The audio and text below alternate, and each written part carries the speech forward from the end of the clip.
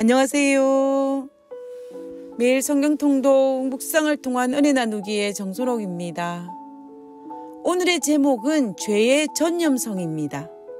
오늘 성경 본문의 배경은 레위기 13장입니다. 레위기 13장 3절에 제사장은 그 피부의 병을 진찰할지니 환처의 틀이 휘어졌고 환처가 피부보다 우묵하여졌으면 이는 문둥병의 환처라. 제사장이 진단하여 그를 부정하다 할 것이요. 레위기 13장과 14장은 각종 피부병에 대한 정결과 부정을 다루고 있습니다. 그 중에서 나병과 종기와 각종 피부병을 부정과 정결을 제사장이 구분하는 기준은 이 병이 전염성의 여부에 따라 달라집니다. 즉, 전염성이 입증될 때까지 7일을 가두었습니다. 그리고 전염성이 입증이 되면 부정한 것으로 간주하고 전염성이 입증이 안 되면 정결로 간주하였습니다. 이렇게 한 이유는 240만 명이 넘는 대인구가 광야를 출애굽할 때에 그들이 전염병으로 인하여 피해를 보지 않기 위하여 정결과 부정에 대한 엄격한 규칙을 가지고 있었습니다. 무서운 것은 질병보다 전염이었습니다. 무섭게 퍼지는 악한 균들의 전염을 막기 위한 조치들이었습니다. 코로나 바이러스로 전 세계가 해를 넘기면서 팬데믹으로 인한 사회적 거리두기로 우리의 일상을 방해하고 있을 이때에 이 말씀은 우리에게 피부로 다가오는 것 같습니다. 그리고 구약에서 나병과 같고 오늘날은 코로나 바이러스와 같은 이 전염성의 성격을 가진 이것과 죄의 성질이 참으로 흡사하다는 생각을 하게 됩니다. 사단이 간밤에 우리의 마음밭에 뿌리고 간 가라지가 자라서 다른 이들에게 나쁜 영향을 미친다면 이 가라지는 우리 마음의 나병이요 코로나 바이러스입니다. 그래서 우리는 이 문둥병을 포함한 전염병에 대한 규례가 사탄이 흩뿌리고 간 부정적인 생각과 불평과 미워하는 이 죄의 문제를 우리가 어떻게 다루어야 할지를 투영하여 살펴볼 수가 있습니다.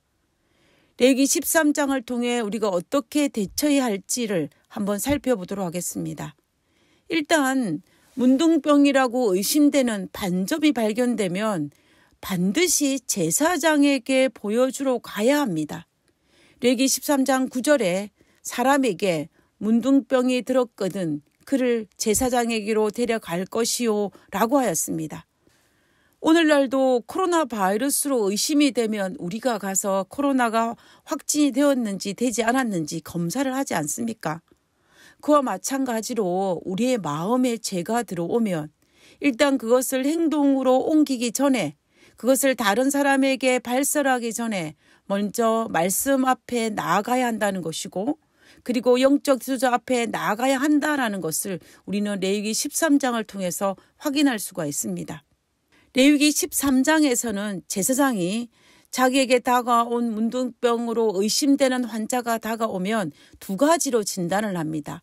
첫 번째는 부정하다라는 진단입니다.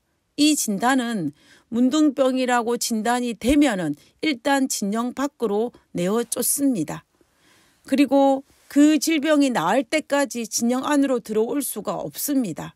그 이유는 진영 안에 살고 있는 친족과 이웃들에게 전염시키지 않기 위해서입니다. 오늘날 코로나 바이러스에게 확진이 되면 격리에 들어가지 않습니까?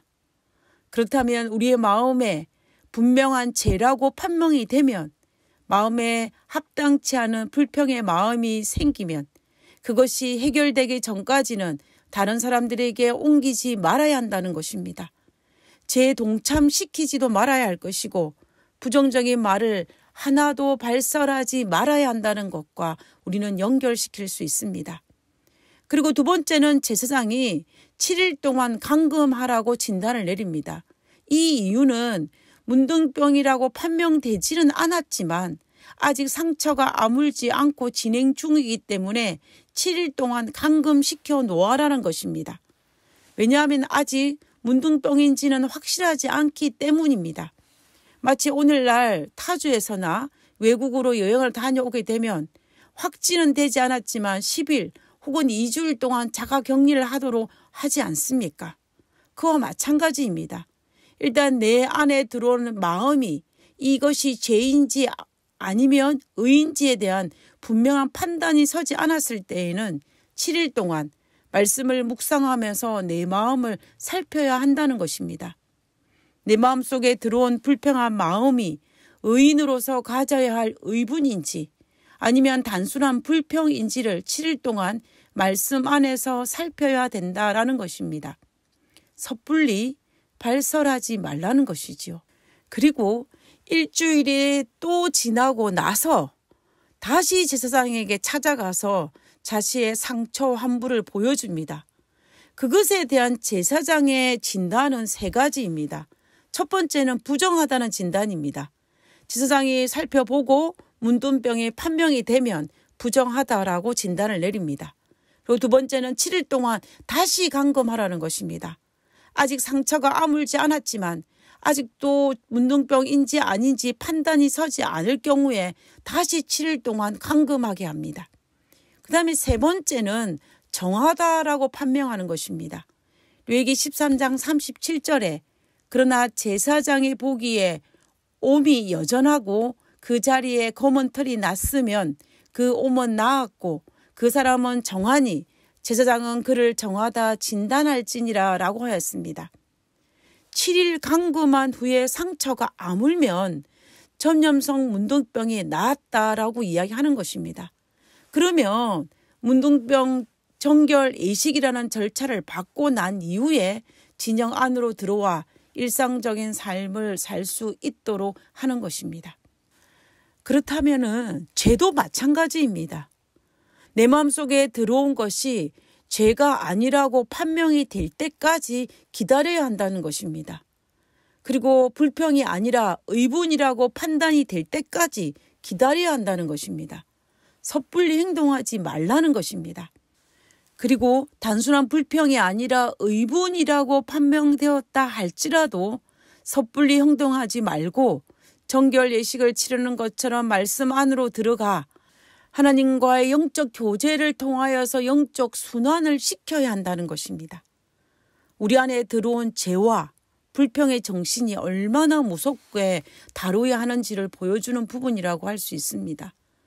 우리가 생각하는 대로 행동하는 것이 아니라 하나님이 이 일에 대해서 어떻게 생각하시는지 말씀에 비추어 생각하고 시간을 내어 행동하는 것이 참으로 필요하다라는 것입니다. 우리는 연약한 인간이기에 한 박자 늦게 가는 것이 참으로 필요합니다. 섣불리 행동하지 말고 기도와 간구를 반복하면서 행동에 옮기는 그리스도인이 되어야 할 것입니다. 왜냐하면 사실 문둥병보다 코로나 바이러스보다 죄가 훨씬 무섭고 전염성이 높기 때문입니다. 오늘날 코로나 바이러스를 마스크를 쓰는 것이 꼭 필요하듯이 우리의 죄의 전염에 감염되지 않기 위해서 우리는 말씀의 기마개가 꼭 필요합니다. 우리 모두 말씀의 기마개를 꼭 끼고 살아갈 수 있는 그리스도인이 되었으면 좋겠습니다. 하늘에 계신 저희들의 아버지, 내 안에 들어온 죄가 문둥병임을 잊지 않게 하여 주시옵소서. 내 안에 들어온 죄가 무서운 코로나 바이러스임을 잊지 않게 도와주시옵소서. 그 옛날 문둥병이 참으로 무서운 질병이었듯이 내 안에 들어온 죄가 참으로 무서운 것임을 잊지 않고 날마다 마스크를 쓰는 것처럼 말씀의 기마개를 쓰고 하나님 안에 들어가서 이 생각들을 하나님과 나누고 하나님을 통하여서 치유받을 수 있도록 도와주시옵기를 거룩하신 예수님 이름으로 기도드렸습니다. 아멘.